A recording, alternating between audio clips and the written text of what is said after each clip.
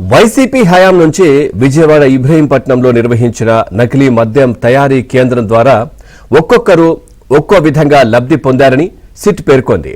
ఇక ఆ కేంద్రాన్ని అద్దేపల్లి జనార్దన్ రావు ఆయన సోదరుడు జగన్మోహన్ రావు నిర్వహించినప్పటికీ వారి వెనుక మాజీ మంత్రి జోగి రమేష్ సోదరులు ఉన్నారని తెలిపింది.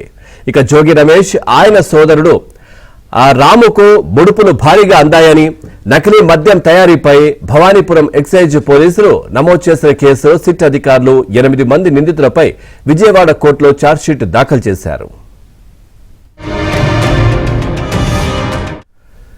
ఇక ప్రధాన నిందితులు అద్దేపల్లి జనార్దన్ రావు, అద్దేపల్లి జగన్మోహన్ రావుతో పాటు నకిరికంటి రవి, డి శ్రీనివాసరెడ్డి, అంగులూరి వెంకట్ ల్యాబ్, తిరుమల శెట్టి శ్రీనివాసరావుపై మొదటి ఛార్జ్షీట్ ను కూడా దాఖలు చేశారు.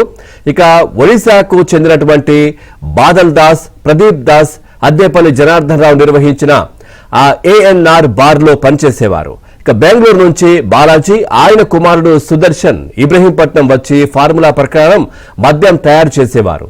వాటిని 90 ml ప్లాస్టిక్ సీసాలో నింపేవారు.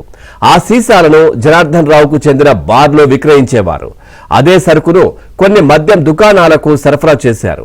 గన్నవరం మండలం కేసరపల్లిలోని పారిశ్రామిక వాడలో ప్లాస్టిక్ సీసాల తయారీ యూనిట్ నిర్వహిస్తున్న శ్రీనివాసరెడ్డి నకిలీ మద్యాన్ని నింపడానికి అవసరమైన సీసాలు, మూతలను సరఫరా చేశాడు.